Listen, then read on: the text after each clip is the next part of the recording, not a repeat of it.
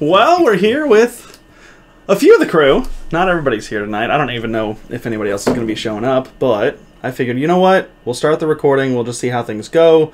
We can post this for the rest of the boys later, and then everybody can give us their feedback on if it's something that they want to continue to try to do or whatever the case is. So, first off, thank you two for being here. Jory, I knew that you were going to be here. Regardless, but Keith, it was a surprise. Because I know that Thursdays aren't your normal game nights anymore, since, we flip things around, so... Yeah, well, everyone goes to bed early, so hey-o! Hey-o! So we're here! I know that there's probably not too many opinions that we have on a lot of the topics that we were going to cover today, so we'll just kind of, work through things, and, we can just kind of chat about whatever comes up in reference to, any thoughts that get sparked as we're moving through it, because there's a couple things that I'm pretty hot on this list. Like, if we want to talk about skill-based matchmaking and stuff, I'm very freaking opinionated, and I was really hoping that there would be somebody that show up that would have a differing opinion than me. I don't think that's going to happen. I wrote down things for what to talk about, but under skill-based matchmaking, I specifically say, Ryan, no strong opinions. Yeah. Which is just, it's funny. I mean, I'm still curious to get your opinion on things. I asked my wife about it earlier. Just completely outside of the realm of, gaming, context in general. What would you think if this was the situation? She's like, no, absolutely, I'd want skill-based matchmaking. And then I was like, oh, okay. She's like, was I wrong? Well, I mean, no, you're not wrong or right. There's just differing opinions. But it's very interesting to have that complete outsider's perspective. And I'll give you some thoughts about where her mind went to immediately when we get there. But just to get started, how's everybody doing? Welcome. First night of boys' night out. It's just us three boys. What? And everything. But the first thing that we had that I was going to talk about was Overwatch 2's release versus the release of Halo Infinite and how dramatically different they were, which kind of surprised me, given the criticisms that were given to both games, to start with.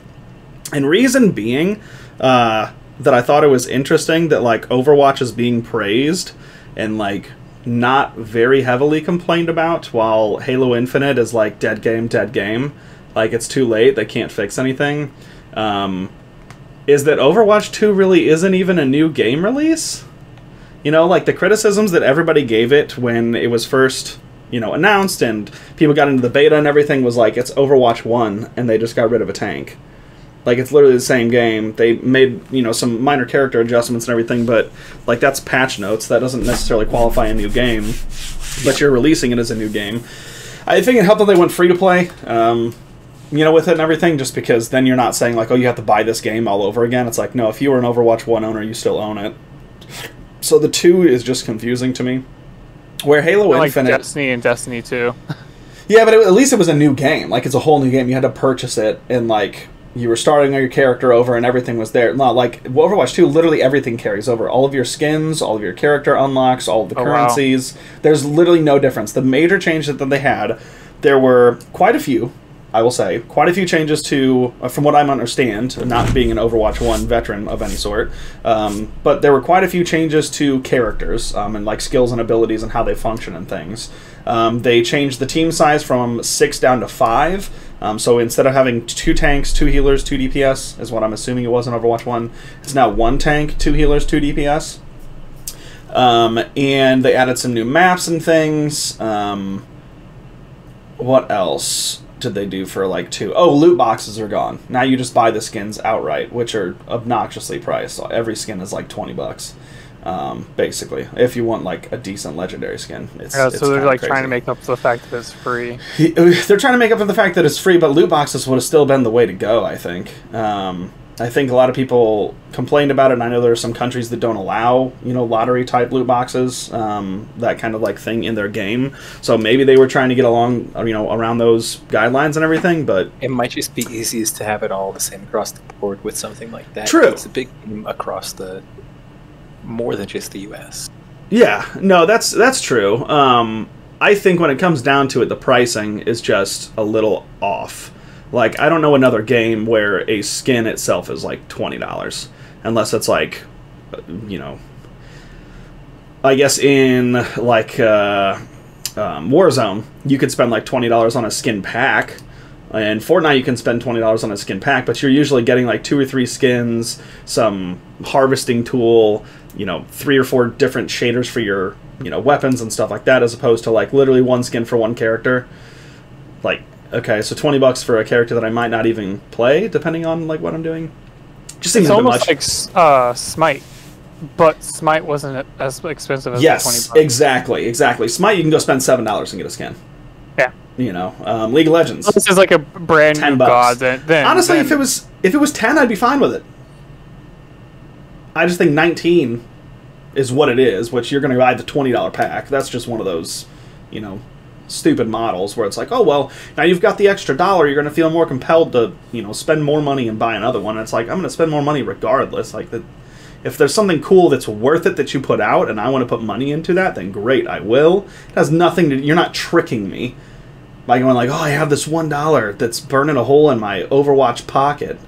Like, I need to spend another 19 so that I can...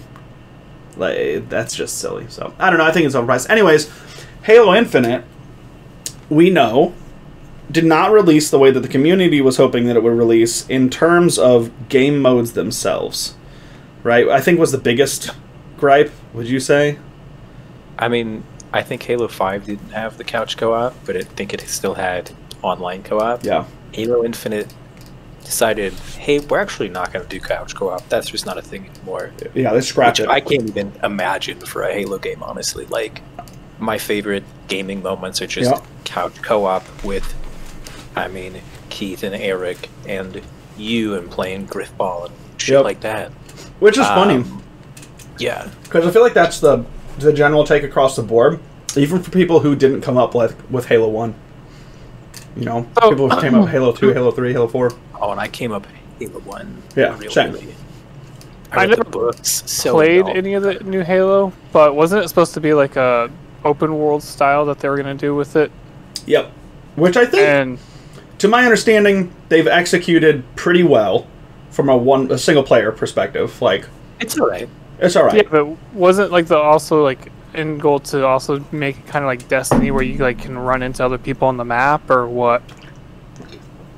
Not running into other people on the map. I don't think. I don't know. I've heard that too, and I don't know if that like is just a model that they decided to move away from as far as like upgrading and things, or how all that works. It plays, from what I've seen, very similar to other Halo campaigns. There's just like no loading screens, things are a lot bigger, and it's a little bit more organic in like movement and how you're moving from mission to mission and things of that nature. So hunters are much more powerful now. Oh, like they're an actual child. Like, because they needed to be. Well, so like you used to be able, like, remember Halo 1, you could like run at the dude, sidestep him, right in the back, and done. Yeah. That's not a thing anymore. They've learned about that weak spot, which doesn't really make sense with their anatomy anyway, because it's just like a colony of worms in them. That's why when they bleed, it's like orange. I read all the books anyway. It's the queen worm. That's what you're shooting in the spine. The queen worm. It might be. It might be. It might be. There's like a whole thing on that. I don't remember it. They're called like the Lekgolo or something like that. Yeah. But no, I think... yeah. But the game itself... So when multiplayer just released, even that alone, outside of like the single player campaign and the things that they're doing there, because we know things like online co-op are coming, should they have waited to ship the story mode, like the actual campaign mode, until they had all of their ducks in a row? I think so. And honestly, that's one of the bigger things that bothers me about this. Isn't that it doesn't have this stuff right now. It's that they received the amount of criticism and feedback that they did with multiplayer alone, missing options, missing key components to what the community has obviously wanted from day one of like Halo 2's launch, right? You want your couch co-op, you want, whatever, which again, online co-op is going to be a thing. So like, even though you don't have technical couch co-op, if you both have a system, you can play next to each other on the same thing. It's a roundabout way of doing it, but it's still technically possible. It's just stupid. But I mean, for the amount of criticism that they got for like not having like SWAT, right? When things came out, like there was like Comp, there was like Team Slayer, and there was Fiesta. Well, when we played it in beta as well. Like, we never played it in actual launch. So we only had so many because they were basically using it as like a, hey, this is a promotion to get people to do it. This is a stress test. This is us just getting a better idea of how the mechanics work and if we really need to polish some things last minute. And they did, but they didn't polish any of those things, really. Yeah. Because, like, I feel like the game is, multiplayer-wise, is in a good spot right now. Me and Jordy have been playing a lot of it. It's very fun. We're really enjoying the multiplayer. Yeah. We play a lot of ranked. Ranked doesn't feel bad. I play Big Team Battle solo. It doesn't feel bad. I really want Warsong Gulch.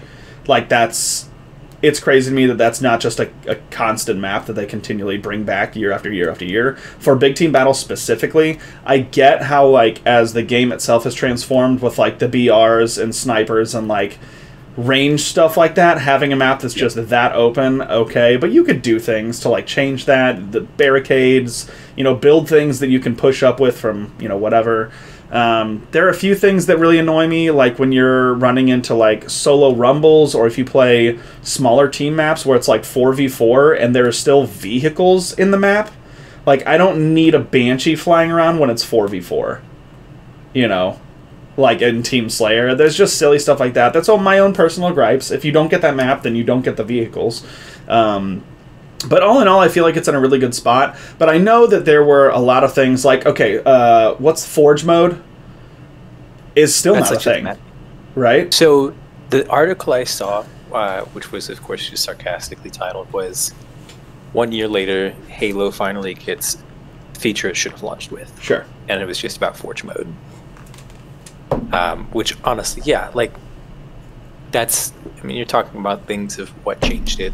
That's a big thing, is one of them was kind of a complete game, and one of them was plagued by cheating, not in the zeitgeist anymore. Yeah. Like, Overwatch 2 being so similar to Overwatch 1 is good for the release because, I mean, really most of the things they changed were how they monetize things. Yeah. I never wanted to play it because it cost money in the first place. True. I didn't want to play money on a game type that I didn't know if I was going to like because I genuinely don't like that kind of game. This seems to be quite the anomaly in that kind of game type, that I'm enjoying it quite a bit, but that's also just part of the reason I play games is to play with you guys. But, like, when's the last time you gave a shit about Halo before Halo Infinite? Yeah. Halo 4? Yeah, like, maybe. I don't remember 5. I don't remember the story at all. I didn't ever play 5. I vaguely remember, like, a skull that was blue in, like, a helmet. Halo 3, I cried. Halo 5 was when Reach I liked. Multiplayer specifically, I loved Reach. Reach had, oh man, do you remember Infection? Yes. Yes. Yeah, Reach was great. I liked Halo 4. I played Halo 4's multiplayer quite a bit, and then I just never played past 5. 5 was when Cortana went evil. Yeah. And all that. So, like, she not was technically evil. She was trying to, like, fix the world and thought we were part of the problem or something. So, like, part of the whole lore with how AIs work is that after about 7 years, they go rampant. Right. And she was going rampant. She's been around for quite a bit longer at this point. And she had been staving it off with different things. And, like, in the book, she's doing some crazy shit that, like, maybe that's part of it. But she's just an exact copy of Dr. Halsey's brain into an AI. Like, and Dr. Halsey wasn't the smartest human, but, like, you know, not the kindest human. Like, she abducted children. Hundreds of children, like 5-year-olds. Just to be like, you know what, that one looks good. This one looks train good. Be a soldier, and then let's, about at like 10, 11, 15, inject them with shit. 33% chance that, like, they live. Yeah. And, like, but if they do, then they're killing machines. So, like, win. Yeah. Yeah, no, but, so, I mean, just getting back to the point, as we were talking about with the multiplayer, that's my problem. Like, released without Forge mode, we don't have things like Griffball because of that, we don't have Infection, we don't have these other fun party game modes that people have. There's, the game itself, I will tell you, Keith, if you haven't played it, feels really good. It feels like a Halo game. like the gunplay, the way that things are like everything feels spot on. It's literally options, like the options of the games, the features that were supposed to be released with it that people were expecting. And again, I don't know that it was said here nor there whether it was going to come with the release. So like they have the back door of just being like, well, we never said that was going to come out. Say, well, you never didn't. Like, and it's been in everything else over the last like what 3 games.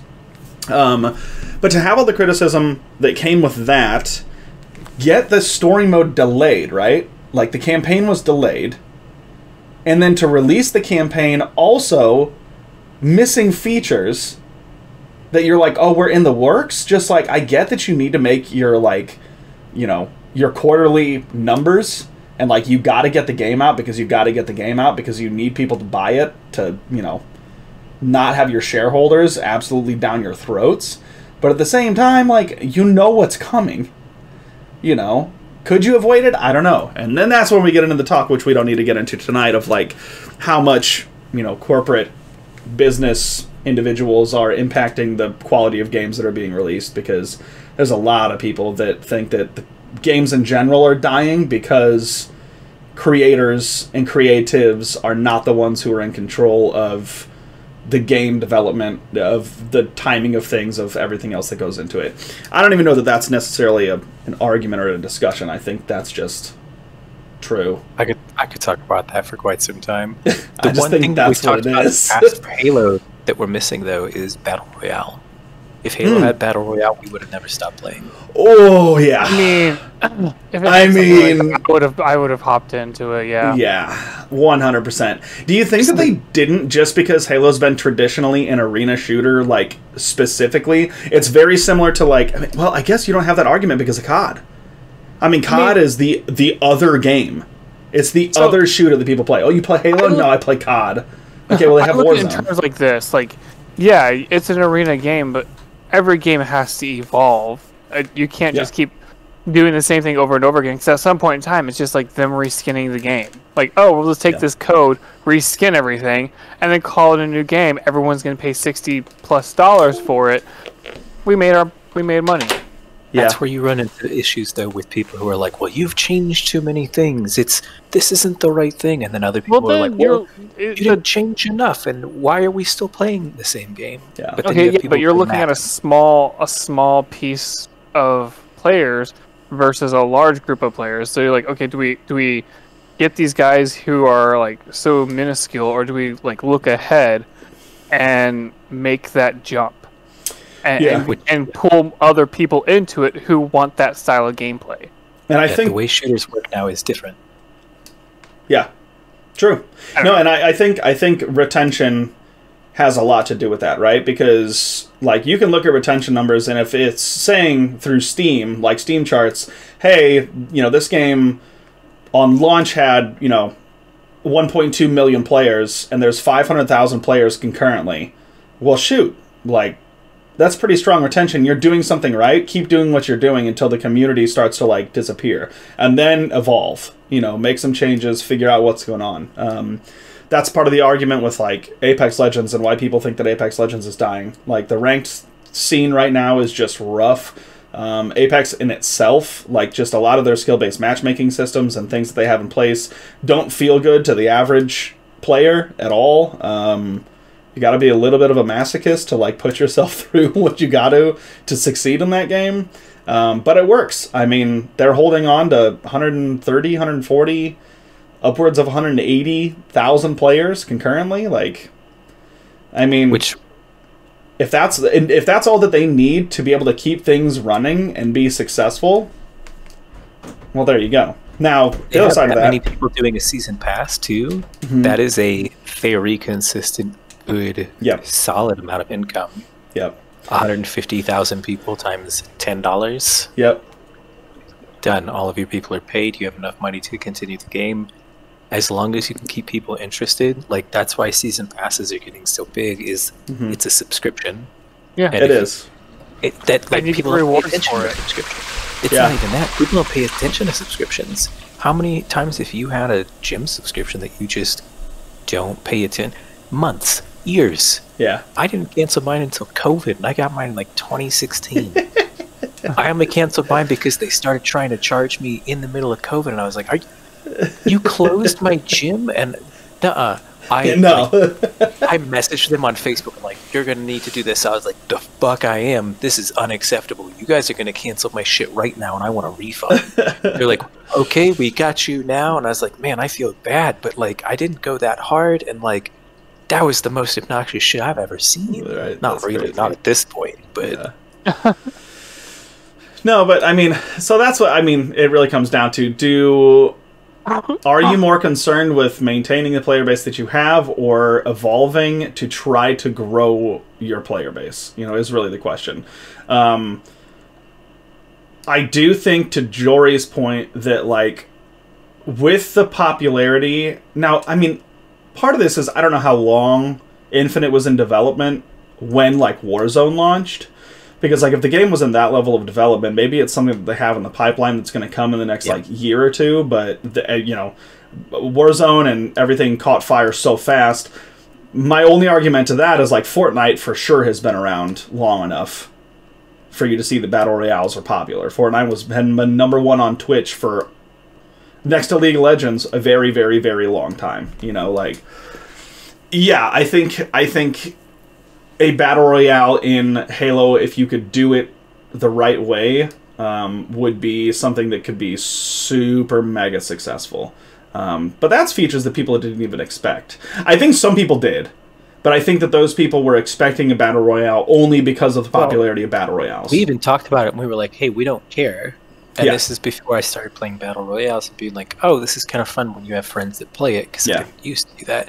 Because, like, a year ago, if you told me I played Fortnite, I'd have told you you were fucking stupid. If you told me I played Overwatch, I'd have told you you were fucking stupid. Yep. Like, those I games hated... never appealed to me in any way. I wasn't too fond of Fortnite, so I just... Like, I played the beta, and then I was like, well, this is fun, but I'm not going to continue it. No build mode is a lot of fun, and I think that is something they'll keep forever, because it is confirmed. That's the only reason I like it at this point. I mean, that's what kind of killed it for me, was the build mode. Yeah, no, I mean there was a very heavy skill gap between players that were on mostly PC, eventually on controller. Weren't a whole lot of controller pros back in the day that could build, and your building was what was most important, because it didn't matter if you hit every shot if you could box somebody and then, you know, just thrash them inside of a box. Like, there's nothing they could do if they couldn't build. If they didn't know how to counter it, like, it's over. Like, you're getting stomped. No build mode, provenly, you know, at the season, start of season, what, like 13, 14, whenever they were like, oh yeah, you can't build right now. And it was a part of the lore, dude. They built it in to the game to say, hey, guess what? Aliens are doing some funky things. They screwed up all of our ability to build. Nobody can build. And it was like that for the first, like, 3 or 4 weeks of the season, and it grew so... Like, Fortnite gained so many players so fast that they were just like, yep, it's now a single-player mode, like, it's a party mode forever. Like, it is permanently in the game. They don't have a ranked mode for no builds yet, which... They've done ranked tournaments. Like, they've done money tournaments, but there's no, like, arena mode for ranked yet. But it is very fun. And yeah, I mean, I don't know. Like you were saying, like there's... Well, go ahead. Oh, we talked about, like, when Halo started, though, that none of us were like, I may have already said this, so I'm looking at stuff, but Battle Royale was nothing that I ever expected from Halo, and nothing that I wanted for a long time, until that's how we started this conversation. Yeah. No, yeah. Video it. Nothing that was expected, but I think, you know, would go a long way if they're looking to try to draw a player base. That would be huge. The other thing that Halo needs to get control of are their cosmetics, because they are sitting on a tremendous amount of money that is just waiting to be burned, and is going into Fortnite skins, is going into Warzone skins, is going into Overwatch skins. Like, Halo releases, what is it? Is it 3 different cosmetics a week? Yeah, something like that. It's like 7 days until reset, and it's 3 cosmetics, Keith. It's not 3 skins. It can be like an emote is one of them, a color is one of them, and then an actual like armor, like gun color or gun skin or something like that. Like, it's gross, dude. It's gross. So you just sit there and you're like, oh, like I want the Halcyon or Halcyon Days or whatever skin, the gold and green one that is basically works on every armor set. You just sitting there waiting for it. It's like $10 when it comes around. Their pricing is pretty solid.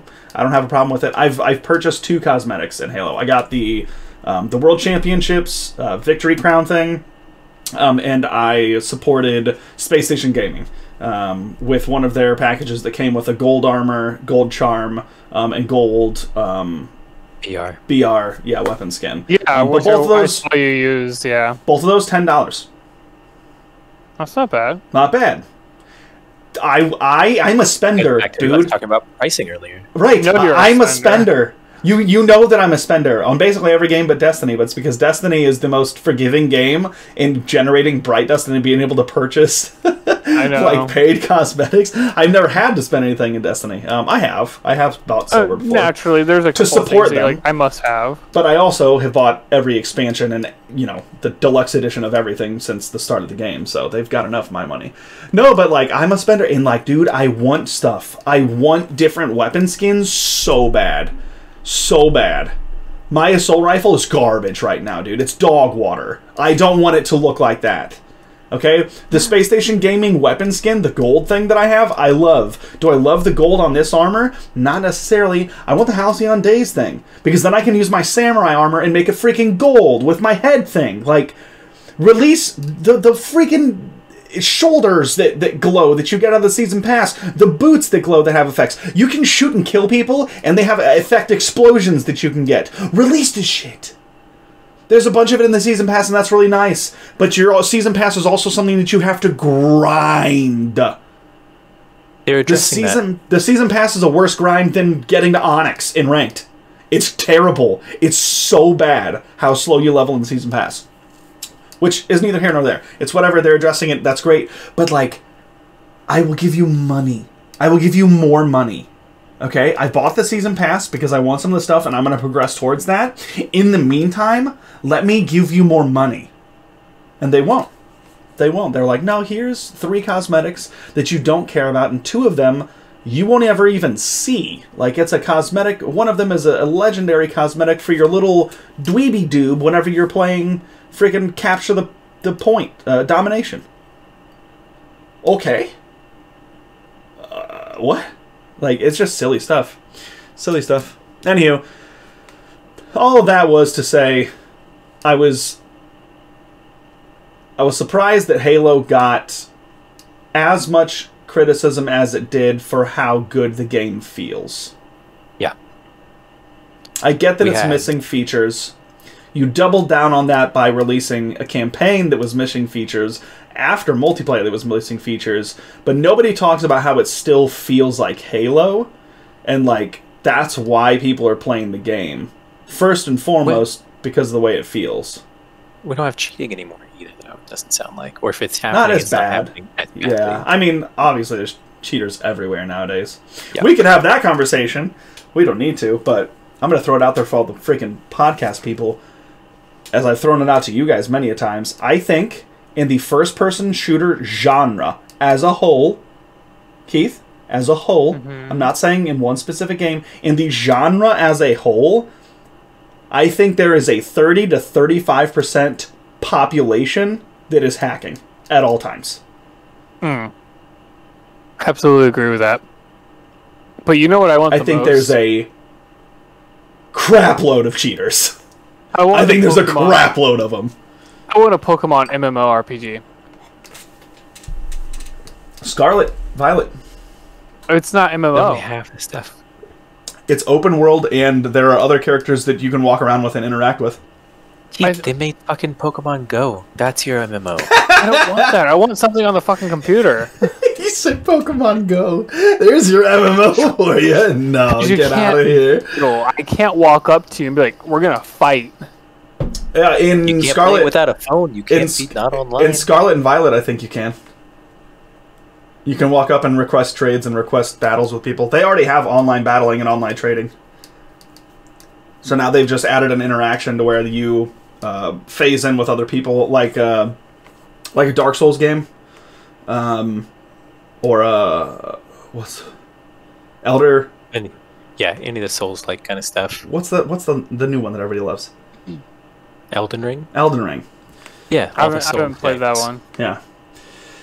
I'm pretty sure that's how it is. I know that it will populate with other players around you, and you're supposed to be able to play like with your friends. They started introducing some of that in Sword and Shield. So like if you go into whatever they're called, the Dynamax caves, you can send invites. Like I could send an invite to John to battle with me. They're just developing those features further. So I don't know that it's going to 100% feel like an MMORPG, but there's going to be a lot more interactive nature between players in it, so which would be great. I would love that. Like, well, hey. Let me spend all my money on like cosmetics on that. Yeah, right. Like, oh, like I have a Pikachu, but I can give it a fucking jacket to wear. Yeah, I'll spend $10 on that shit. On that jacket? Heck yeah, dude. No, you guys Game Shark your Pikachu to have the surfboard back in Yellow Days? No. I had it all the way up to Crystal. No, I didn't. No, I did it at Eric's house. With Justin. We are doing a live playthrough of the game starting on the 18th when it releases. So, if you're curious at all, yeah, you can check it out. I'm getting Violet. I think John's getting Violet. He might be getting Scarlet. But we're both going to be playing. Nicole wants to get Violet because that's her favorite color. Like, nah, dude. The Violet Legendary is way better looking than the Scarlet Legendary. I think otherwise. Like, really? Hey, to each their own. But, yeah. Like Michaela.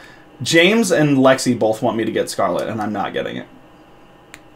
I agree with them. You should. No, I'm Violet all the way. I love it. What was their reasoning for you getting it? So me and James are going to be doing a blind playthrough of just the league. Why do they want Scarlet over... They just like the way that the Legendary looks. Oh. They looked at the box art and said, yeah, this Pokemon looks cooler. And I'm like, you're wrong. It's not. Tell them they're right. I agree with them. Anywho, but yeah, me and James are going to be doing a live playthrough of the... they're pretty dope. You can ride them around like motorcycles. Probably, yeah. Probably not the entire, like, gym challenge, but for most of the gym challenge. We'll make a series of videos, for sure. So, I've already got everything put together for it. I'm pretty excited. Nice. Anywho. How I feel about Pokemon motorcycles. Like, motorcycles in Pokemon? Cool. The legendaries turn into Pokemon vehicles. that turns into it? Yeah, I don't know how I feel. I'm looking at this. They also glide and stuff. Weird. It is a little so the weird. red one glides. They climb. I think the violet one is water-based. Bro, just like, instead of being a motorcycle, just run around like on all fours. Oh, they do. They climb on all fours and stuff. But when you want to move really fast, they, like, get wheels. It's... Yeah, think of it as, like, instead of getting your bicycle out, you get the Pokemon out. It's very weird. It's very weird. I am thinking about that, and I don't know that I like my Pokemon to have a wheel. I'm also curious as to when you get them, because all the little bits of gameplay and things that I've seen, like, shows off the mobility and stuff of, like, the Pokemon and everything. I'm like, but the box art Pokemon's usually the legendary, which you don't get until, like, you finish the main story. Yeah. Now, granted, there's 3 different routes to go now. So you have the gym challenge, right? Which is like your normal thing where you go through all the gyms, you face like the Elite Four and everything. There's another one where you fight basically giant boss Pokemon. I forget what it's called. But basically you go and you defeat all these super, super big giant boss Pokemon things. And then there's a third one, which I don't remember what it is. But there's 3 different things to do that lead to an endgame. Like their own story paths. Interesting. Yeah, as opposed to just... hey, you're doing the gym challenge and going to the Elite Four.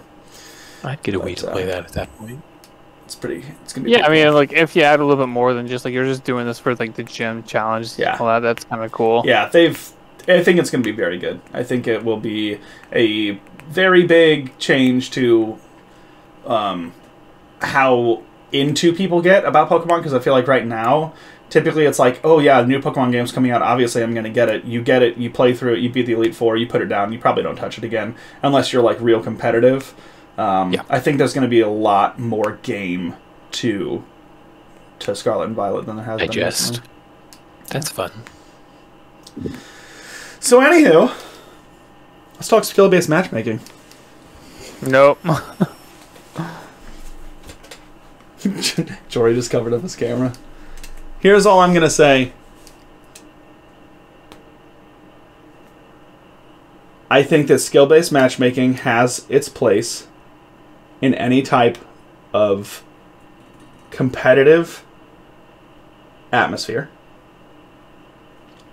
I do not think that skill-based matchmaking should be included in any type of casual playlist, specifically. Reason being, if me and I'll give you two examples. And I'll give you an example of a game that does it really bad, which is why I hate it and I think that it's dumb and wrong. And then an example of a game that I think does things really, really well, and why I think that it does those things well, and what changes things. My issue is not one of like, I feel like I'm getting clapped on all the time and I can't get anything done and blah, blah, blah, blah, blah, whatever. I play Apex Legends with Drew. We get smoked 90% of the time. This last season, season 15, I had near 500 games played. I think we had like near 10 wins. That's a very small win rate. Very, very, very small win rate. I'm used to losing. That doesn't bother me, that they have skill-based matchmaking. My issue with skill-based matchmaking in non-competitive modes is that it makes it difficult to play with my friends like Jory, like my brother, like other people who don't play the same games that I do as frequently as I play them. It basically just shuts that game down, and they basically say, hey, like, you can't play with this person. Apex Legends does this because they will cater to the highest skill-based player and then match accordingly. And they'll try to get things close, I'm assuming, instead of just going off of the one. But what happens is me and Drew and Jory queue into a game, and Jory does not have a good time. Right? I mean, are you enjoying the game? Correct. Oh, hell no. Which leads to me and Drew not having a great time, because all of a sudden it's like, you know, oh, Jory got, knocked and is down, and we're getting him up, and we're trying to get somewhere safe, and then one of us gets knocked, and we get Jory back up, and now Jory feels like the pressure's on him because he's playing against people that are way, outside of his skill range for somebody who's put 10 hours into the game in total, not even, probably, where me and Drew will queue duos and get put in public lobbies. We'll get put against Masters level people. Literally like full Masters badges. So we're playing the highest 1%, 0.1% players. And then Jory, who has 2 hours of game time, is getting thrown into that lobby. I think that's dumb. It makes things really difficult. I understand the frustration that lower skill players can feel being put into pub lobbies where, you could have somebody who's a predator in there, but you're also going to have people that are bronze in there, and then that pred is just going to run the match, right? Like, if you end up unluckily, queuing in with that guy, that's just how it's going to go. I don't know. I think it's silly, and it's very frustrating to me. One game that has skill-based matchmaking that does it really well, I think, is Fortnite. You heard Jory talking earlier. I think he enjoys Fortnite. I mean, I bought skins for it at this point. Skins for it. He's invested in it a little bit. I mean, they all look pretty much the same as like the old-timey cartoon. It's true. I love it's rubber hose style stuff. Yeah. Yeah. Just need a rubber hose peely now. But we queue with Jory and make Jory party lead because of why, Jory? Jory lobbies. Because of Jory lobbies. Which sounds terrible. And we'll still lose. Sometimes we will lose. Like, it's not like we're just sitting here absolutely smashing everyone that we run into. We can lose. People aren't bad. Yeah, but Jory gets kills. Jory's doing things. He feels like he's involved. Like, it's fun. It's fun for all of us. And sometimes we lose, and sometimes we win. And there's high-pressure situations.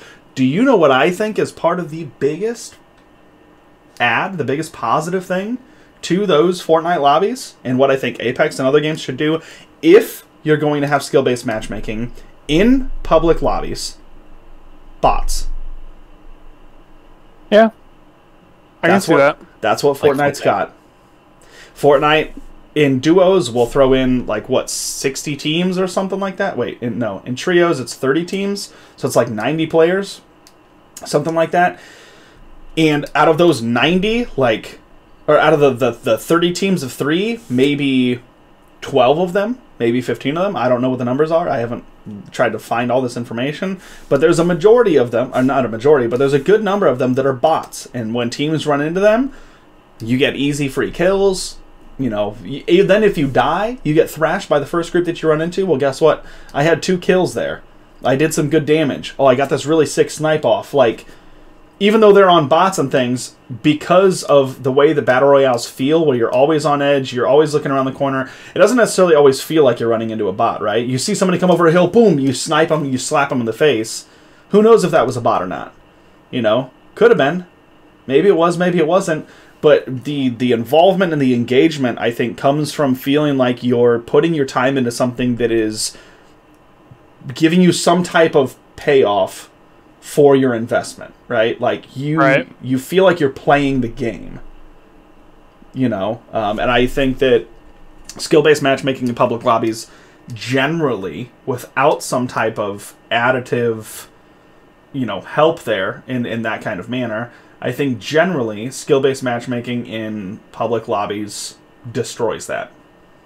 I think that it just makes things, for when you're playing with friends, again, this is my whole point, is that, like, I don't want my friends to have a bad time playing the games that I like to play, because I want them to like those games and want to play them with me. Too late, I hate them all. Yeah, exactly. Never playing with you again. Zero desire to play Modern Warfare with you, because all I hear from you ever when you play is, I hate this fucking game, I'm going to uninstall it. Well, that's because that's Warzone. And then you continue doing it. And then you do uninstall it, and then you haven't played it for quite some time until maybe a month ago. Yeah, we uninstalled it for probably through 2 or 3 seasons. It was probably like 6 months, 7 months, something like that. And then I forget why. I think it was Fortnite had a really bad season. We just weren't into the season pass at all, and this was like pre-Apex era, where we were like kind of getting into Apex, but it was like we're also getting fucking bashed like the whole time, and we just wanted, you know, an easy release. And Warzone's not. It's a very frustrating game in some ways, but it's also not the worst game in other ways. Like, the Gulag can be very, very frustrating, and as much as, like, time to kill in that game is abysmal because you die super fast, it also means that you kill people super fast. So, like, if you catch people out, you're just like, bop, they're dead. Like, you're just frying kids, beaming them left and right. The gunplay in the game feels really good. I don't know, there's a lot of positive and negatives to it. It's kind of middle of the road for me. I'm hoping the Warzone 2 will be something a little different. But yeah. Anyways, that's my feelings on skill-based matchmaking. We'll cover it again when you have somebody to argue with. Yeah, we'll cover it again when I have somebody to argue with. Just throw Lexi on next time. Touching people. Oh, I did say I was going to give that opinion. Lexi's mind, when I asked her, like, I explained the situation, like, hey, here's the type of game that we're playing. Skill-based matchmaking is this, which means you're matched with people in your game that are your same skill level. And if you don't have skill-based matchmaking, then it's basically just, usually it's connection-based. Right? If it's not skill-based, it's connection-based matchmaking. They're trying to give you the shortest queues with the best connections, you know, to get into games as fast as possible. What would you prioritize? And she's like, skill-based for sure. And I was like, really? Why? She's like, because if you're telling me that I'm playing on a team with other people, I don't want people on my team who aren't in my same skill level. Right? And I was like, for solo queuing, that makes a lot of sense. If you're solo queuing in to, like, trios, yeah, I mean, I get that, like, you want people on your team who are as good as you. But that, again, just proves my point of, like, if I have people on my team who don't have the time in that I have into this game, who don't have the skill level that I have in this game because I've, played it for hundreds of hours more than them, like, yeah, I'm putting myself at a disadvantage, but that doesn't seem right to me. Like, so I just don't play with my friends anymore? The whole thing is silly. But that was her thought, and I was like, well, for solo queuing, honestly, makes a lot of sense. Makes a lot of sense. Yeah.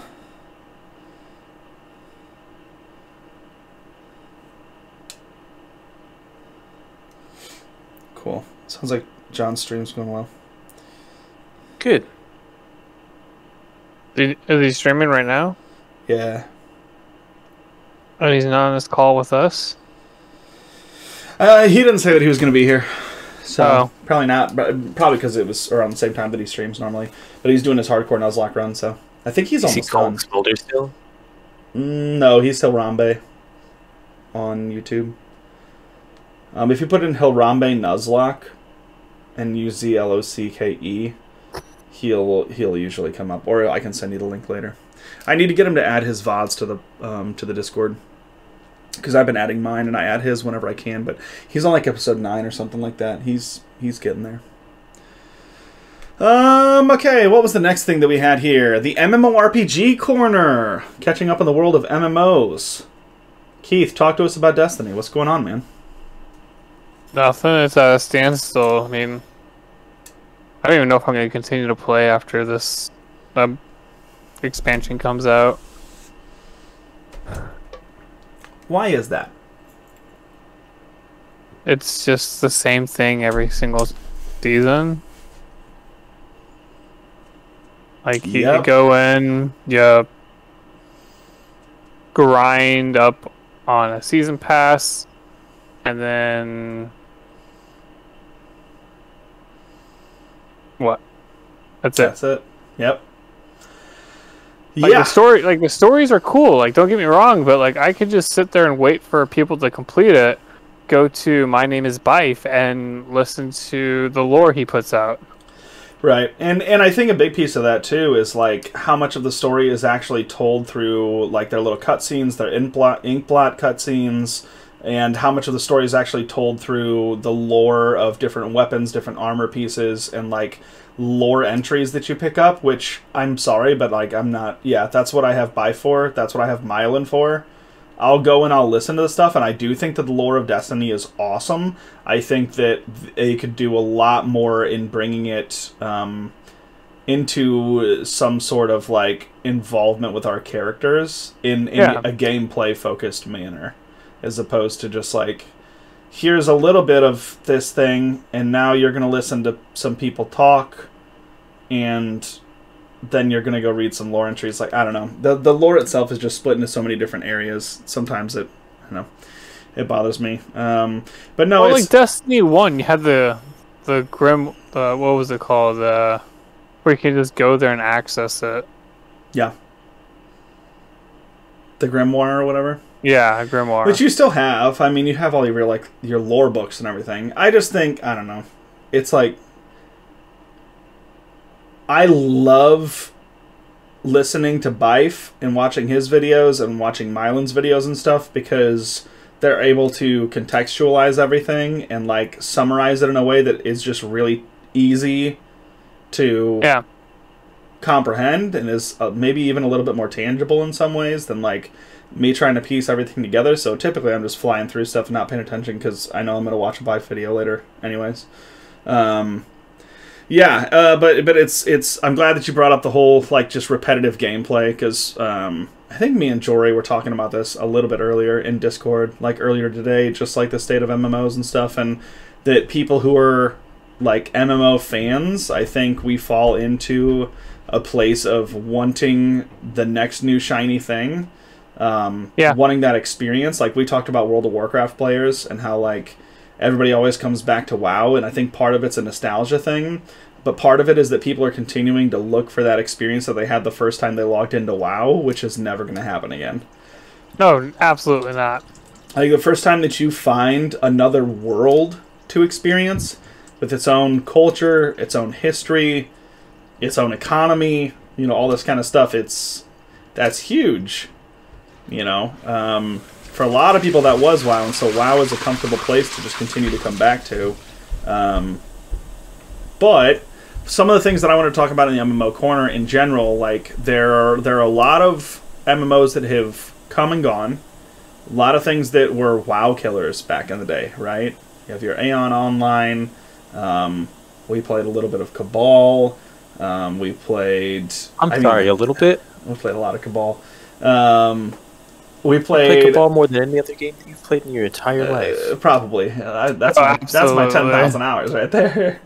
What are some of the other ones that we played? The Star Wars, SWOTR?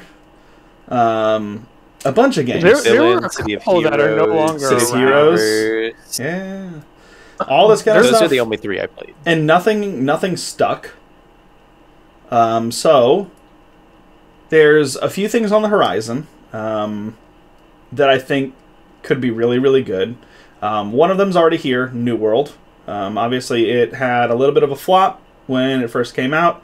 It was really exciting, was really cool. Then it wasn't, because it was too much of a grind, and there was a number of things that went into whatever. Brimstone Sands came out. They released new weapons. There was a lot of balancing done. They've got PvP now. I am really enjoying New World. It is very grindy. It's a game that you can put a lot of time into, which I think is something that is overlooked in a lot of MMOs. I think that games like WoW, if you listen to Asmongold and other people talk, is like the prestige that comes with certain things. Like hitting 60 back in the day in World of Warcraft was big, because leveling took freaking forever, right? Getting into raid groups, even though raids are easy now, comparatively, raiding back then was crazy. Getting dungeon groups together and being good in dungeons, like, there was a lot of learning that needed to be done and a lot of time that needed to be put in to be successful. I think that a lot of MMO developers now think that that is too much of an ask, and that people just want instant gratification, and if they make things a little too comfortable or too difficult, then they're just going to scare people away. But I'm curious, for you two guys, Keith, who has some MMO experience, right? You put your time in to a handful of games, and Jory, you too. Oh, absolutely. Sparingly here and there. Like, what kind of things? Give me your top 2 things that draw you into a game and will keep you there, like, longer term. Like, if you were to look for a new MMO to invest your time into, to really, like, hey, hashtag time in, this is my game. When I'm not playing with my friends in other games, I'm going to grind this shit. Like, what are you looking for? Aesthetic. Jory, I was going to say, Jory, kick us off. I wrote a list earlier. Aesthetic is top of the list. Like, if I am vibing with, like, how things are looking, I want to continue to unlock things. Like, if I don't like how the cosmetic look, if I think that they're all kind of dumb, I don't want to continue to grind for those kind of things, because I don't want I play all my even without, like, consciously being like, I'm going to run over here because this is what my character would do. I always try to, like, dress my characters up as, like, someone in that world might actually look. Like, I don't put on crazy pumpkin heads and stuff. Shots fired. I mean, I know you love your pumpkin heads, and I was looking at you as it happened because that's the first thing that came to mind, but that's not my vibe for that kind of stuff. I like looking vaguely realistic, like in Destiny. All my hunters are always soulmate play hunter. They look like they live out in the wilderness. Like, they look like they actually do their thing. I like the aesthetic of Hunter. I like the gameplay of Hunter. That's why I played Hunter when I played Destiny. But, like, if I'm looking at it, it's bland as shit, and I'm not enjoying what things look like, and I'm not enjoying, like, the aesthetic, I'm not continuing that. And, like, also just who's playing them? Because, like, honestly, I'm not playing MMOs unless I'm playing them with you guys at this point. Sure. Yeah. Because that's always been the case. I'm not playing MMOs pretty much, period, for the most part. Yeah. We tried SWOTOR at launch and didn't quite work. But that's another thing that'll be part of it. Is like, I was just disappointed with that game a little bit. Yeah. Like, it was good, but like the community just wasn't there for it. Yeah. Well, my computer just wasn't there for it either. A lot of people's computers just wasn't there for it. It's very glitchy and everything. Okay, so aesthetic. And what was your second piece? What licensed material it's based off of. Meaning? So, like, Star Wars. I love Star Wars. I don't like MMOs, but I gave Star Wars: The Old Republic a chance because I love Star Wars. Established IP, yeah. That's the kind of thing that'll grab me in, is something that I already enjoy. They're doing something about it, or like putting some twist. Yeah, I'll check that out for a little bit. Oh, my friends are doing it too. Absolutely. Sure.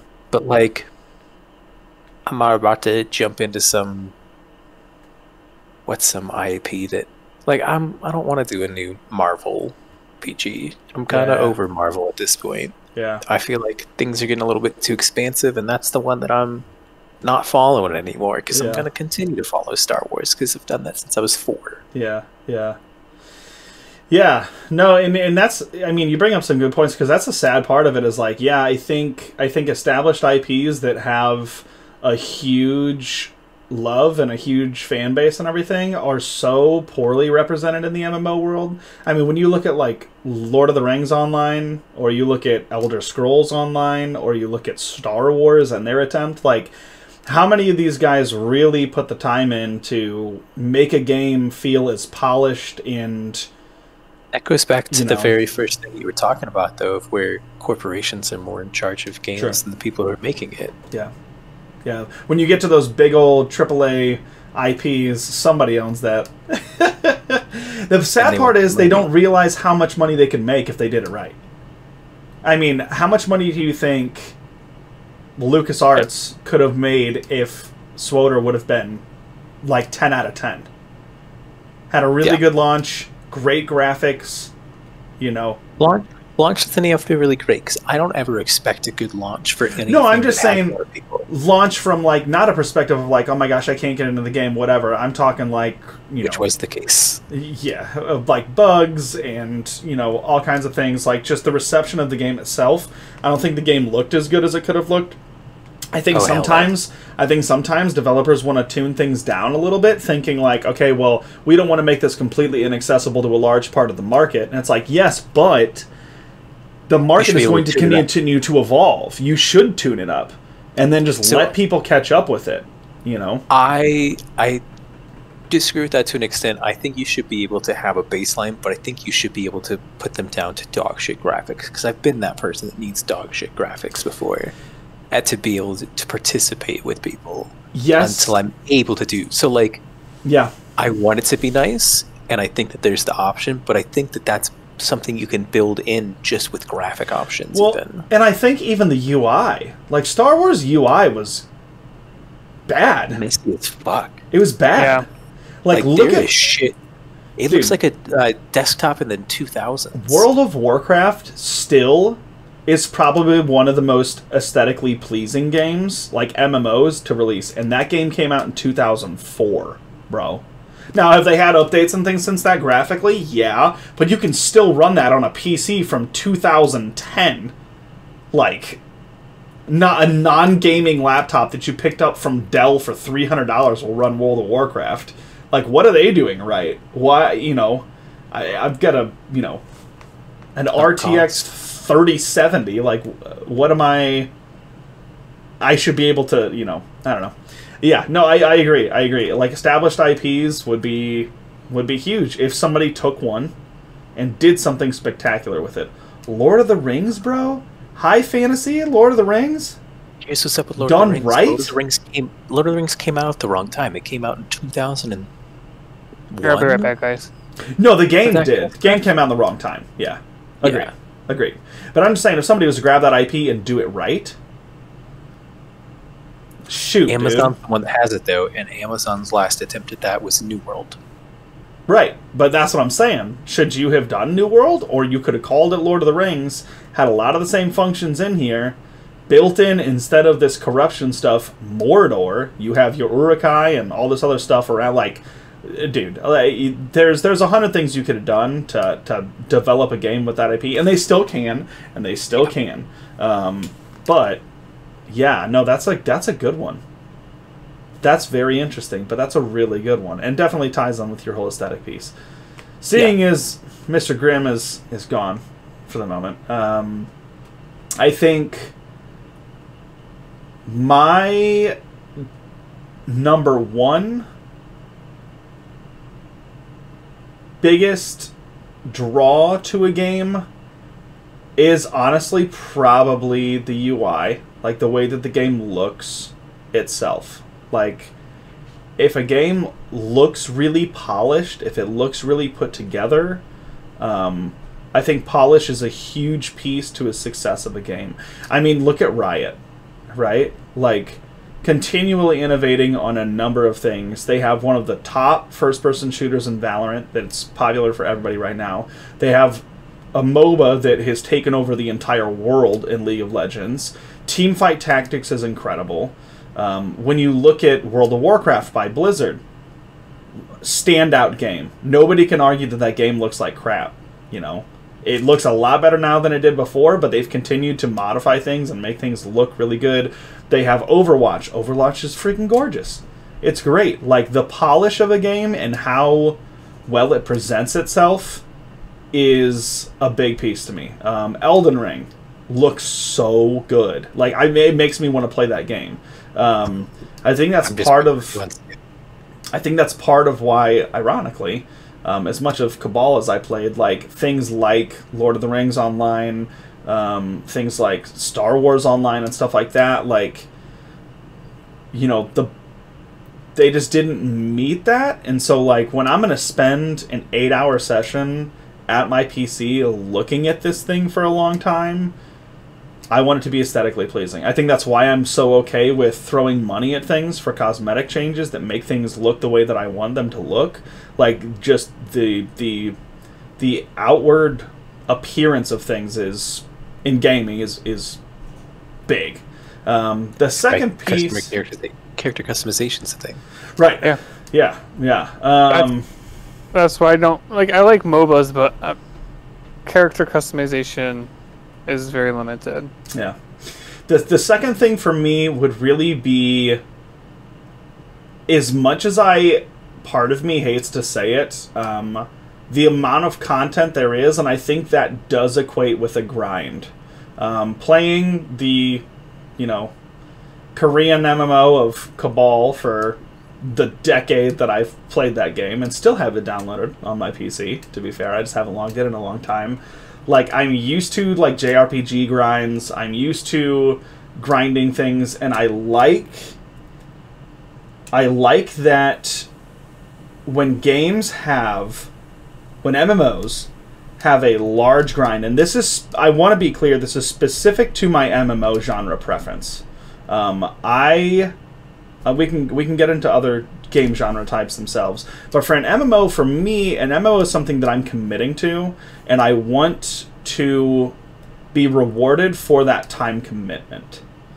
So if I finish things too quick, it doesn't feel as good, and I'm okay leaving that game, right? So, like, WoW leveling is really, really, really fast. The grind to actually get up to, like, a decent gear score and, like, get geared and everything takes a little bit longer. But then you can go into, like, PvP, you can go into normal battlegrounds. There's so much to do in that game, and there's so much to, like, be able to invest your time into. You can go farm old raids for mounts. You can go find world bosses. Like, there's tons and tons and tons of things. There's ways to spend your hours all the time, right? New World, like your professions, grinding up your professions and getting that and everything, like being able to build yourself into the economy and start, like, making money and stuff in that game. Like, having that really long-term draw is something that is, I think, probably the next most important thing to me. Like, if I get to the end game, I bring this up because of Destiny. I think Destiny is a perfect example of a game that, to Keith's point, just doesn't have a whole lot going for it in terms of like, keeping your player base engaged. Is that when you get to the very peak, if you get there too fast in an MMO or a game that's MMO adjacent, you run the risk of having people like me just lose interest because, like, you're just doing the same thing. Like Keith said, you're doing the same thing over and over and over.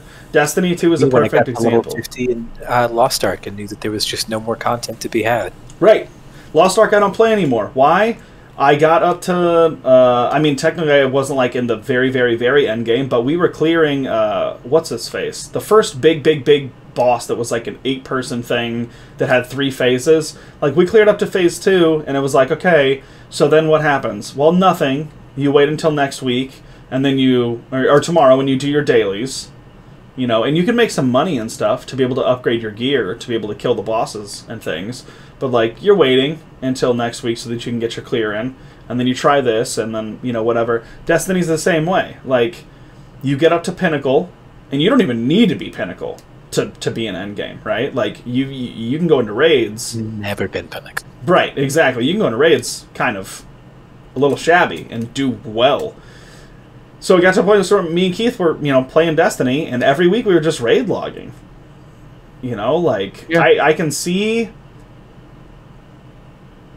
where games like WoW have the advantage of, like, okay, I'm there. You know, I'm in a guild that's running heroic. We're doing weekly clears. When we clear heroic, I don't have any more gear to get. I don't have anything to do with a story.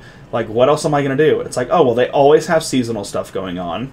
You can progress your PvP stuff. If you're already at the top of your PvP stuff, there are mounts that you can go farm. There's crafting that you can do. Like, that's the kind of stuff that I need to be big enough to keep me drawn in, because when you run into a game like Destiny, which, again, MMO adjacent, it's not necessarily an MMORPG, even though it's like open world, you're running into other people, there's raids, there's dungeons, you're queuing in with parties, like, it's a little bit more linear than, you know, you're typically like MMO would, because it's not like open world, but it is a massive multiplayer online. You can thank EA for that one. Yeah, right.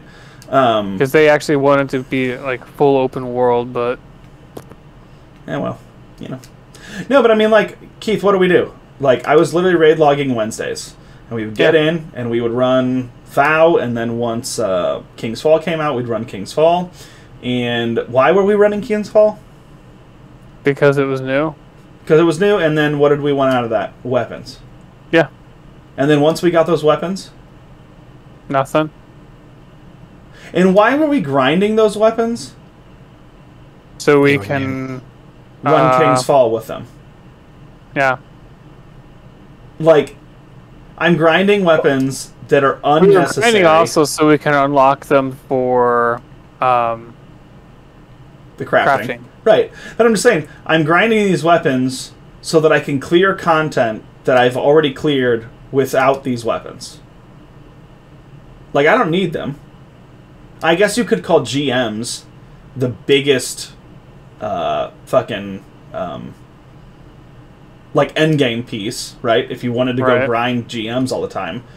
GMs, to me, not necessarily fun. Well, like, here's the way I look at GMs anyway, was like I don't get to the point where I can actually run them because I'm light level. Yeah, and that's the biggest thing, is like the light levels for those Grandmasters is max. Well, so what's the point of running them if I'm already at max? Like, I don't get it. Like, yeah, I get for like the a gilded whole, like, title. Yeah. That does. So I'm running this to get a title. Okay, cool. But what happens afterwards? Well, what does the title do for you? Nothing. It just looks cool. Does it look once cool, though? You see it and you say, "What is the trigger?" How often are you seeing the title? Gilded title? No, how often are you seeing your title? Oh, I never see my title. Right. Like, with games like WoW and stuff, it makes some sense. You grind out this armor looks really sick, it's third person, you can see your armor all the time. Cool, there's my reward. I get a show, I can see my stuff. You go run GMs so that you can get a gilded title that nobody can see, that everybody else can see except for you.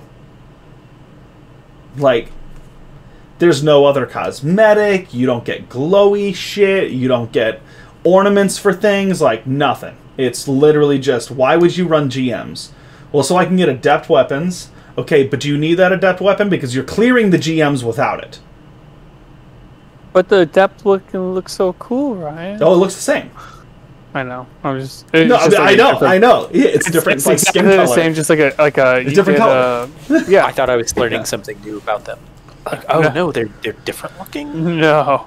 I mean they have different coloration. The adept weapons do. Yeah, they're just like, and they can get some different perks. But... And they can get different perks. They can technically be better. But again, to my point, like when we were running the raid, at a certain point, that's why I stopped running King's Fall, is I was like, I have weapons that are really good that are clearing King's Fall easily for me. I have my loadout, I know exactly what I need to go to. Me grinding King's Fall for an explosive payload fire hand cannon, solar hand cannon. Yeah. When am I going to use that? I want it for my hunter so that I can run solar in King's Fall. Right. But I'm already running a BXR and the auto rifle, the crafted auto rifle with explosive, or with incendiary, or incandescence.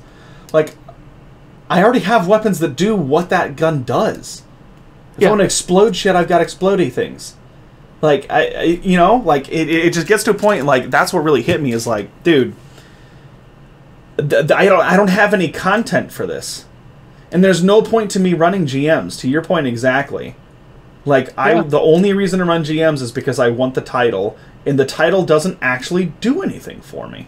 Remember when you used to, if you could finish the, what were they called? Because it wasn't Grandmasters. The Nightfall. It was just Nightfalls, right? In Halo 1. Yeah. And you got the ring? Yeah. That was Master Nightfalls, I think. But either way, cool. An actual cosmetic award. But it was only for the week. Only for the week, and also you still couldn't see it, but that's just part of first so if you didn't play it until after, like, the last day of the week, yeah, you had it for the day, and it was kind of like stupid, but that's tomato. Yeah, like the flame that you had, Destiny 1, right? Yeah, I think I had it once. Or like the gear, like when you ran into like a master raid or something like that, the gear was completely different. Now it's the exact same. Yeah. Like you had like King's Fall. Yep. For example, normal one, you got your legendary gear, but in like the master difficulty, you got glowy gear, which everyone was like, I have to get the glowy gear. Now here's the thing. The glowy gear, still, you cannot see on your own character, but anytime that you went into your menu, you could see it. Yeah, not to mention, like, whenever you're in the tower and you're in the third-person view, you can see it. Your gilded title is like it's literally just text. Mm-hmm. It's a different colored text. Below your name that people can see when you're running with them on, like, a raid. Like, I don't have a drive for that level of cosmetic, for the absolutely minuscule amount of work that you put into the reward. The effort that I'm about to put into this GM is not worth a text bar. Like, sorry. No. Not worth a text bar. It's just crazy. Anyway, let's continue with you. Grim. Top 2 things that draw you into an MMO. What are the top 2 things that you look for that will keep you invested? Lore in a game. Okay. I'm, as you know, I'm a very big lore person. Yeah. Hence why, like, Destiny pulls me in, a good because story. It's got this giant lore. Yep. And then another thing has got to be, like, kind of like Jory, the cosmetics. Like, what does this game look like visually? What does it look like? What do my abilities look like? Like, okay, I understand I'm a lower level and my abilities aren't as cool, but, like, as I progress in these trees or however they're doing it, what are, like, my abilities going to look like? What's my armor going to look like? What's my weapons going to look like? And then, like, I guess I'm going to go into 3. Gameplay. Gameplay is very big. Like, how does the game feel? Like, do I feel immersed into it? Like, is it going to be something like... Is it clunky? Is it clunky? Is it where I have to turn my graphic card all the way down just to play it because it's running it heavy? Like, Star Wars: The Old Republic it was fun, but it wasn't fun because like my computer couldn't handle it, and I couldn't afford a better computer at the time. So it mega clunky for everybody. Like, and it just looked crappy. Even when I had the graphics turned all the way off, like, it was crap. And I was like, this is crap. Yeah. And then you look at, like, just, like, how well, like, does it just feel? Like, am I going to be, like, I can play, like, an hour and be okay with it? Or am I going to be, oh, crap, I've been playing this all day, and I have yet to get up from the computer to eat, drink, and go to the bathroom because we were so immersed with it. Like, when we used to play games down in your basement, when we, in high school at your parents' house, we would be down there and we're like, oh, we forgot to go to school 12 hours. Yeah, we forgot to go to school today. Yeah. Because we were down here playing these MMOs that we were just so immersed in. Yeah. And yeah, it's and that's everything for me. I think my favorite thing that Danny ever said was, like some girl wanted him to come and hang out. Like, oh man, is this WoW days? Yeah, this is WoW days. Yeah. Oh man, I can't. Yeah. Because that was which would immerse us so much. And hung up, and by study I mean raid.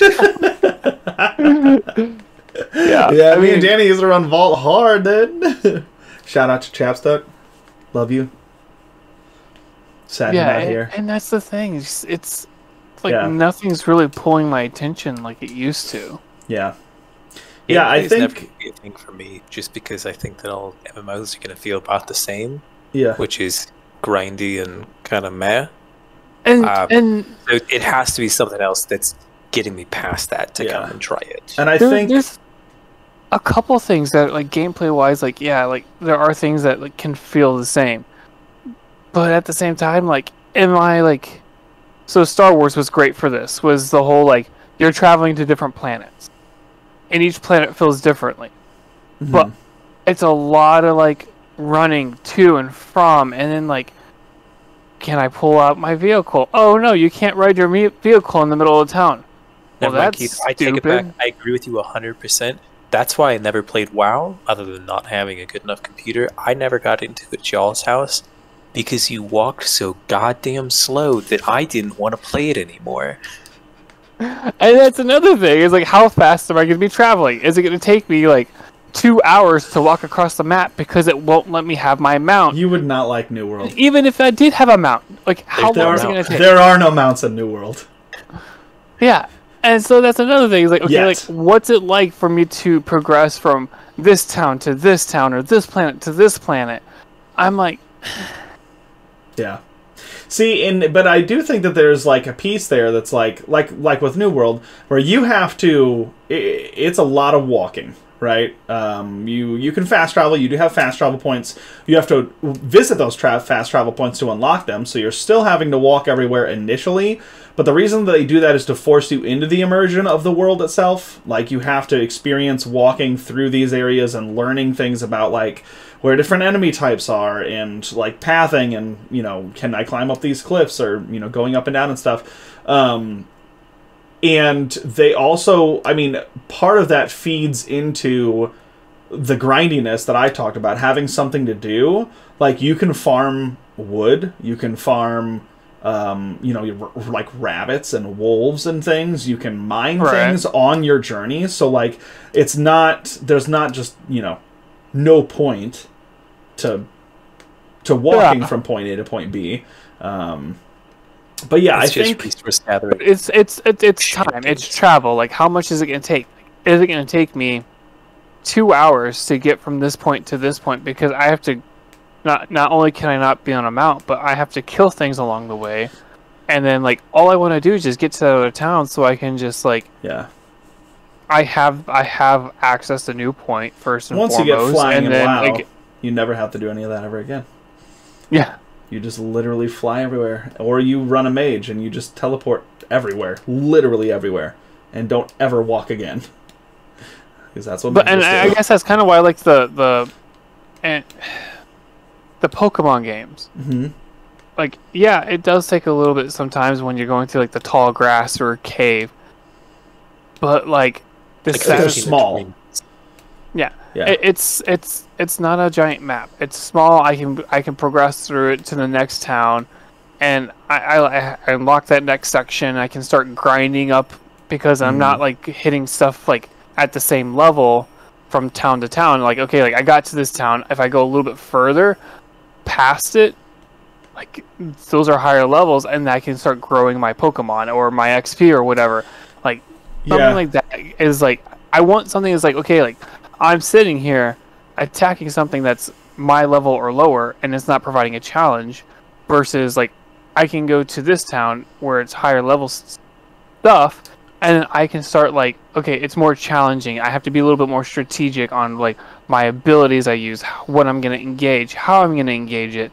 Like, is there more than one? Like, how I'm going to cope with that? What do I have, AOE, or am I single point of contact kind of person, like character? Like, I love that, and grinding stuff at the same level that I'm at, because it won't let me progress any further. It's going to take me 2 hours just to get to that town, attacking things that are my level or lower. That's giving me shit XP. Like, Yeah, I feel that. Challenge me, man. Challenge me. Yeah. No, true.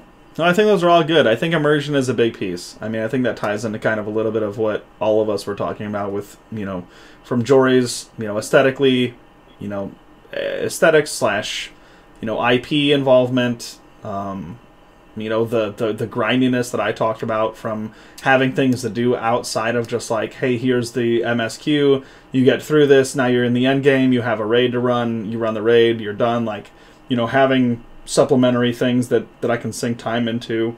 And for Keith, you know, you talked about lore, you know, that immersion, I think immersion is really the biggest piece. All of us have that in different ways. You know, for me, it's having something that feels like it's rewarding me for putting my time in. Jory, I think your immersion is literally just like aesthetic. The game. Yeah, it is the aesthetic itself. You know, like dude, RPing, like RP servers, and maybe something that you'd be super into. Like Final Fantasy could be a really solid game for you, because that's what people fucking do. Oh, we did that with Conan Exiles. We pretended that we were in the Bronze Age collapse for a little while, because we're fucking history nerds. Right. But you got to have the right kind of game to elicit that level of, like, you know, that kind of people, that group of people that are into that. You know, well, I play so much D&D though that like it's honestly not that hard for me to find people for that. Like, no, for sure. One of the dudes was like, "Oh, we're role playing this. All right, let us go now." I just mean I think there are some games that are a lot more in tune with that than other games that are more focused on like just hardcore content completion. They lack the story. They lack the immersion, the aesthetics. You know, it's more about like gameplay. I'm more okay with those types of games if it means that I have something that is going to reward me for my time. Where Keith, you talking about lore, having that story and stuff, I think that's a big part of what Jory talked about. Like that coincides with aesthetics. You know, like the immersion piece. You know, aesthetically, but if there's no history, if there's no background there, you know, I think it cheapens it. So it's interesting. I know there's a lot of games that are coming out here soon that I mean, if you guys haven't checked out New World, Keith, again, the slow moving and stuff like that, it sounds like maybe isn't necessarily your cup of tea, but you get a gun. It could be. You get a gun, you get a musket and a greatsword, and they both run on decks, baby. It could be, but like I said, mounts I just haven't found one that has grabbed me and challenged me enough to want it. For sure. You regret buying it? I only got it. Oh, yeah. I only got it because I was excited about muskets and stuff. Me and Drew. Kind of disappointing. No, you guys didn't give a shit about muskets. I know this for a fact. No. I'm saying me and Drew played it together. Yeah. Yeah. For a little bit, yeah. But now I'm the only one left. Yeah. Drew's not playing a whole lot of stuff nowadays, it feels like. No. Guy's a loser. But that makes sense. He's getting married fairly soon. Oh, he is? Saturday. Good for him. Yep. And then he's headed to Europe for forever. And he's pissed because he's going to be literally, I think, Warzone 2 drops the day after he flies to Europe. He did mention it's the only game he wants to play right now. He cares about like the game. No, it's the only game he wants to play. He just bought Modern Warfare 2, and he's like, dude, I'm loving it. This is great. You don't want to know what really sucks? We fly out the 15th. I'm pretty sure it drops 16th. Yeah, he's straight up said, he asked his fiance, he's like, would you be pissed if I like brought my PC setup to Europe? And she's like, you're kidding, right? He's like, yeah, I'm kidding. Yeah, I'm kidding. Bro, if he wants to stay here and play, I will go to Europe with Tilly. I will not make it romantic. I will just see some sights. It'll be great. Right? They're very excited. We'll let Jory go, and we'll let Sophie wingman him. Exactly. And he can come back with a... we'll grind Warzone 2 for 3 straight weeks. like old school days. But no, cool. Well, I think that's not everything that I had. We are running up on time. We are at time. Yeah. So I'm okay with waiting to talk about anime until we have Joey, because I know that's the part that he was excited about. He was like, I'm going to be quiet for everything else, but I've been watching a lot of cool animes. Cool. I've got a couple I want to talk about, so I'm all for him. Let's just do this real quick then. Recommendations for those of us who aren't here. Jory, what should people be watching?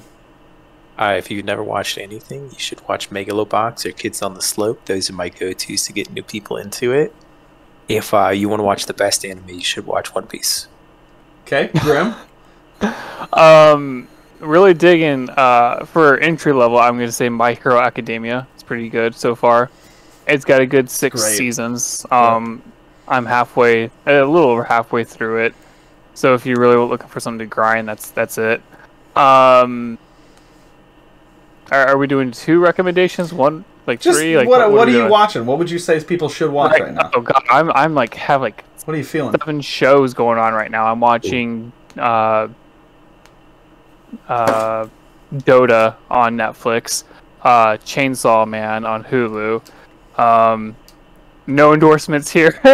What else am I got? I started Plunder today. Plunder's interesting. One that I forgot to mention that's kind of out there is Golden Kamuy. I have like... just not the normal kind of anime. Golden Kamuy? I haven't heard that one. Most people haven't. It's about the Russian-Japanese war, or like right after it. It follows a it's 1800s kind of time style. Okay. Ainu are still a part of Japan. It's just a really interesting like search for buried treasure, protect the young protagonist. It's also pretty dark. Like there is some just straight up murder. There are people who kind of like lose their mind and like cut off parts of their face and like have other people's faces on there instead. Like it's a pretty intense dark one, but it's also just one of the funniest ones I've watched sometimes too.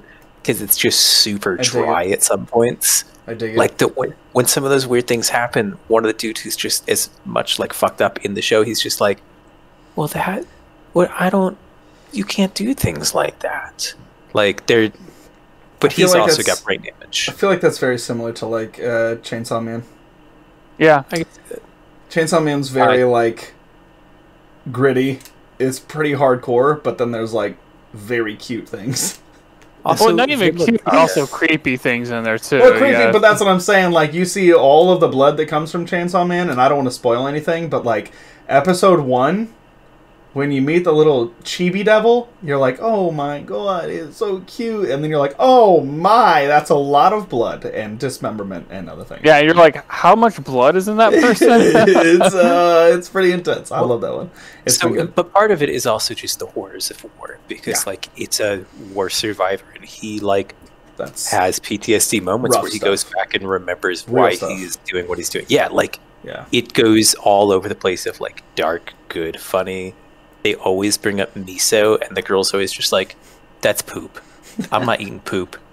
That's poop, and you can't convince me to eat poop. This is bullshit, not eating poop. That's good. All right, mine would be if anybody's just looking to get into general anime like culture, I would say the top recommendations have to be Naruto, One Piece, or Bleach. Naruto is just probably the best anime series that I've ever seen. If you start with the OG and you work your way through all of Shippuden, I love Naruto. Do not watch Boruto. Things get weird. My issue with, and don't get me wrong, they're still really good, like Naruto, One Piece, and like Bleach. It's such a grind. Oh yeah, that's what I'm saying. Generally. That's what I'm saying. If you're looking to get into anime culture, those three will connect you with the largest grouping of people. Oh yeah, but like if you want to like watch a couple good like animes, oh yeah, go to like Attack on Titan and stuff. Short, my easy, recommendations Sword Art are Online, generally not season like 1. 26 episodes, maybe 3 cores and like 36 episodes. Yeah. I'm talking. You're looking to get deep. We got 1,000 episodes of One Piece, 800 of which are apparently amazing because I'm struggling. I keep telling myself that I'm going to get through things quickly, and then I get caught up in things, and are like what is supposed to be 2 or 3 episodes of me getting through an arc turns into like 35 episodes of that arc. Yeah, like it's crazy. I mean, I did finish Dressrosa, so we're on. We shouldn't talk about it on the podcast. We won't talk about it on the podcast, but I did finish Dressrosa. I would say, Jory, if you haven't seen this, Keith, I know you will agree with me. If you're looking for just like one season, because I think there's only one season right now, incredible stuff. I want to say it's on Hulu. Keith, correct me if I'm wrong. I'm sure it's on Crunchyroll if it's not on Hulu. Bo Fury. Hulu. Oh, I love Bo Fury. I don't want to get hurt, so I'll max out my defense. Yep. Incredible. I love that. If you're into gaming, season 2. If you're into gaming and you're into anime, y'all need to watch this. It's so good. It's so good.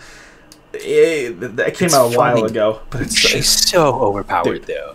I love it. I love everything about it. Oh, same. I'm gonna go ahead and say it's a better Log Horizon. It's a better Sword Art Online. Fight me. It's so good. I mean, there's so much less like sketchiness shows though too. It's so funny. Anywho, well, we're over on time. I'm gonna edit this down a little bit, so we're so good. I plan on talk more with Joey next time with anime, because that would be that's a topic I guess we can all talk about forever. Yep.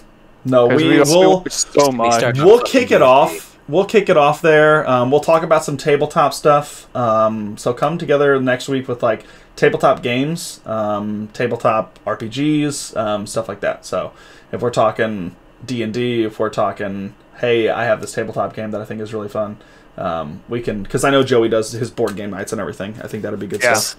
And then we can talk more about whatever else. So thanks, guys. Thanks for being here. Jory, where can everybody find you? Don't fucking look for me.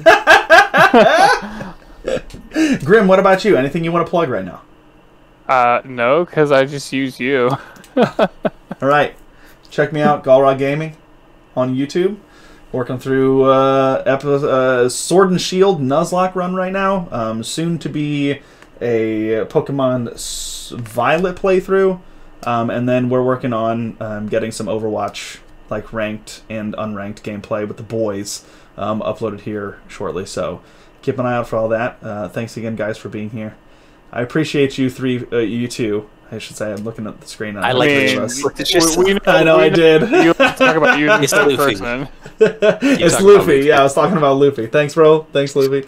No, thanks for being here, guys. I think this was fun. I would like to do this again. Hopefully, more of the boys can join us next time. The thumbnail has like 8 of us in there, and the friggin' 3 of us showed up tonight. So I mean, I really hope Joey can come in so I can hear some of his recommendations. Listen, I'm gonna edit. I'm gonna edit the thumbnail, and it's just gonna have big red X's over everybody who didn't show up. So it's just gonna be us. That's fine. No, we'll talk to you later. Everybody else, have a great one. Thanks.